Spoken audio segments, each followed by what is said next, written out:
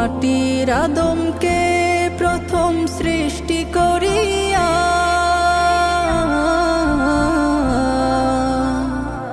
তুমি মাটির আদমকে প্রথম সৃষ্টি করিয়া ঘোষণা করিয়া দিলে শ্রেষ্ঠ বলিয়া, তাই নূরের ফেরেশতা করে আদমকে সিজদা, তাই নূরের ফেরেশতা করে আদমকে সিজদা।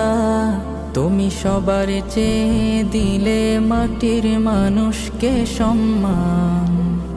আল্লাহু আল্লাহু তুমি জাল্লে জালালু, শেষ করা তো যায় না গে তোমার গুণগান।